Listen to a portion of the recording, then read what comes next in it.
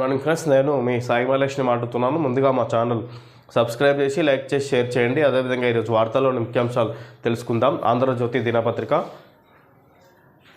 లౌకిక పౌరస్మృతి రాజ్యాంగకర్తల నుంచి సుప్రీంకోర్టు వరకు 78 ఏళ్లుగా కోరుతున్నది ఇదే.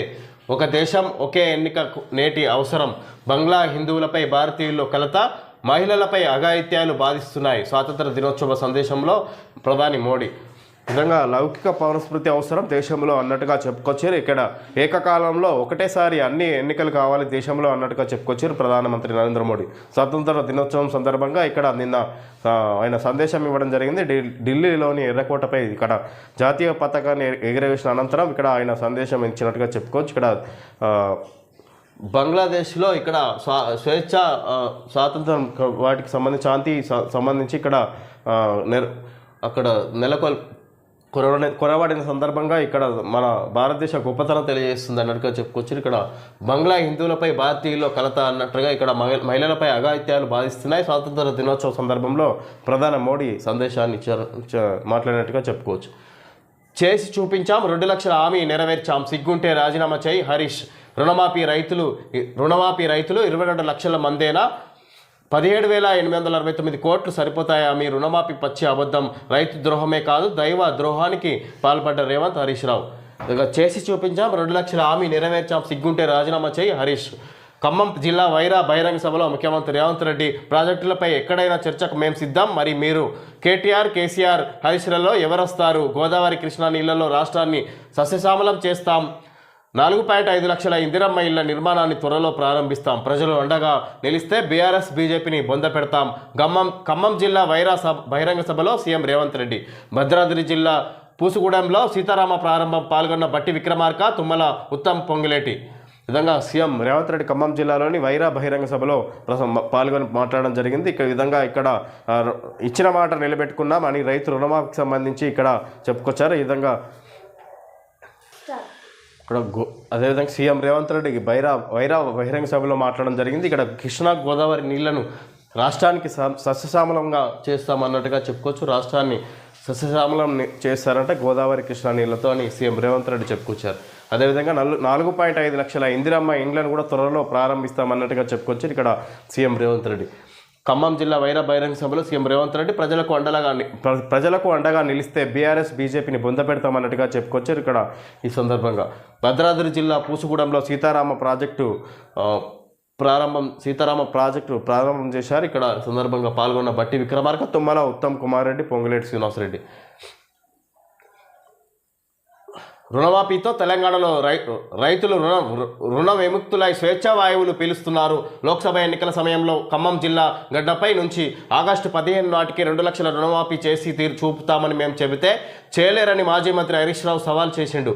మేము మాట నిలబెట్టుకుంటే రాజీనామా చేస్తానని చెప్పిండు. ఇప్పుడు మేము పూర్తిగా మాఫీ చేశాం, వెంటనే హరీష్ రాజీనామా చేయాలి అని ముఖ్యమంత్రి రేవంత్ రెడ్డి డిమాండ్ చేశారు. సిగ్గుశరం లేకుండా విమర్శలు చేస్తున్న హరీష్ చీము నెత్తురు ఉంటే రాజీనామా చేయాలన్నారు. సిద్దిపేటలో మళ్ళీ ఎలా గెలుస్తాడో చూస్తామన్నారు. రాజీనామా చేయకపోతే ఏట్లో దూకాలని అప్పుడు సిద్దిపేటకు పట్టిన పీడ వదులుతుందని సీఎం రేవంత్ రెడ్డి అన్నారు. రాష్ట్రంలో బీఆర్ఎస్ బీజేపీలను బొందపెట్టడం ఖాయమని, ఆ సంగతి తాను చూసుకుంటానని, ప్రభుత్వానికి అండగా నిలవాలని ప్రజలకు విజ్ఞప్తి చేశారు. సీతారామ పంప్ హౌస్ మోటార్ల ప్రారంభోత్సవం సందర్భంగా ఖమ్మం జిల్లా వైరాలో గురువారం సాగుకు జీవం, రైతుకు ఊతం బహిరంగ సభలో ముఖ్యమంత్రి రేవంత్ రెడ్డి ముఖ్య అతిథిగా పాల్గొని మాట్లాడారు. అంతకుముందు భద్రాద్రి జిల్లా పూసుగూడెంలో సీతారామ పంప్ హౌస్ను ఆయన ప్రారంభించారు. వైరాలో మాట్లాడుతూ ఈ సభలో మొత్తం 2 లక్షల లోపు రుణాలున్న రైతులకు 31,000 కోట్లు మాఫీ చేసినట్లు ఇక్కడ చెప్పుకోవచ్చు. ఈ విధంగా ఇక్కడ చెప్పిన మాట నిలబెట్టుకున్నాం, దానికి హరీష్ రావు రాజీనామా చేస్తానని మాట్లాడారు. ఇప్పుడు మేము చెప్పిన మాట 2 లక్షల లోపు ఉన్న రుణాలన్నీ మాఫీ చేశాం. ఇప్పుడు హరీష్ రావు ముఖ్యంగా ఎమ్మెల్యే పదవికి రాజీనామా చేసి ఇక్కడ చేయాలని నిరూపించుకోవాలన్నట్టుగా చెప్పుకొచ్చారు. ఇక్కడ సిగ్గుశరం లేకుండా అన్నట్టుగా వివిధ భాషలతో ఆయనని విమర్శించి చెప్పుకోవచ్చు. ఇక్కడ ఒకవేళ రాజీనామా చేయకపోతే పోయి ఇక్కడ ఏట్లో దూకాలని, అప్పుడు సిద్దిపేటకు పట్టిన పీడ వదులుతుంది అన్నట్టుగా చెప్పుకోవచ్చు. హరీష్ రావును ఉద్దేశించి సీఎం రేవంత్ రెడ్డి మాట్లాడినట్టుగా చెప్పుకోవచ్చు. బీజేపీ బీజేపీని బీఆర్ఎస్ను బొంద పెడతాం, ప్రజలు మా మద్దతు ఇస్తే అన్నట్టుగా చెప్పుకొచ్చారు. అదేవిధంగా ఇక్కడ సీఎం రేవంత్ రెడ్డి దీనికి సంబంధించి ఇక్కడ రైతుకు ఊతం సాగుకు జీవం బహిరంగ సభలో ముఖ్యమంత్రి రేవంత్ రెడ్డి ముఖ్య అతిథిగా పాల్గొని మాట్లాడడం జరిగింది. అదేవిధంగా ఇక్కడ సీతారామ పంప్ హౌస్ను ప్రారంభించిన సందర్భంగా ఈ వైరా సభలో పాల్గొని మాట్లాడినట్టుగా చెప్పుకోవచ్చు. డ్రగ్స్ దొరికితే అడ్మిషన్ రద్దు, వర్సిటీలు కాలేజీల్లో నియంత్రణపై సర్కారు దృష్టి, రేపు కీలక సమావేశం. డ్రగ్స్ దొరికితే అడ్మిషన్ రద్దు చేస్తారట, విద్యార్థుల అడ్మిషన్. ఇక్కడ వర్సిటీలు కాలేజీల్లో నియంత్రణపై సర్కారు దృష్టి, రాష్ట్ర ప్రభుత్వం ప్రత్యేక దృష్టి పెట్టబోతుంది. ఇక్కడ డ్రగ్స్ నియంత్రణకు సంబంధించి ఇక్కడ విద్యార్థులకు అడ్మిషన్ పూర్తిగా రద్దు చేసే అవకాశం ఉన్నది. దీనికి రేపు కీలక సమావేశం కూడా ఏర్పాటు చేయబోతున్నారు. త్రిపులార్లో మరో కీలక అడుగు, అటవీ భూములకు బదులు అటవీయేతర భూములు. మహబూబాబాద్లో 160 ఎకరాలు కేటాయింపు, త్రిపులార్ ఉత్తర భాగం నిర్మాణానికి మార్గం సుగమం, త్వరలో కేంద్ర అటవీ శాఖ అనుమతులకు అవకాశం. ఇక్కడ అటవీ భూములు కేటాయించే సందర్భంగా ఇక్కడ వాటి ప్లేస్లో అటవీయేతర భూముల సేకరణ జరుగుతున్నట్టుగా చెప్పుకోవచ్చు. ఇక్కడ మహబూబాబాద్లో 160 ఎకరాలు కేటాయింపు, అదేవిధంగా త్రిపులార్ ఉత్తర భాగం నిర్మాణానికి మార్గం సుగమం అయినట్టుగా చెప్పుకోవచ్చు. అంటే త్వరలో ఇక త్రిపులార్కి సంబంధించిన పనులు ప్రారంభించే అవకాశం ఉన్నట్టుగా చెప్పుకోవచ్చు. త్వరలో కేంద్ర అటవీ శాఖ అనుమతులకు కూడా ఇక్కడ వచ్చే అవకాశం ఉన్నట్టుగా చెప్పుకోవచ్చు.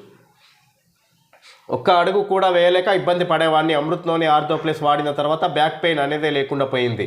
ఈ విధంగా అక్కడ అమృత్ నోని బ్యాక్ పెయిన్కి సంబంధించి ఇక్కడ కీళ్ళ నొప్పులు, బ్యాక్ పెయిన్కి సంబంధించి అమృత్ నోని ఆయుర్వేదిక్ ఇది మెడిసిన్ అని చెప్పుకోవచ్చు. ఇక్కడ దీనికి సంబంధించి ఇక్కడ ఇది కీళ్ళ నొప్పులకు, నడుము నొప్పులకు సంబంధించి ఇక్కడ పనిచేస్తున్నట్టుగా అడ్వర్టైజ్మెంట్ ఇవ్వడం జరిగింది. అమృత్ నోని అని.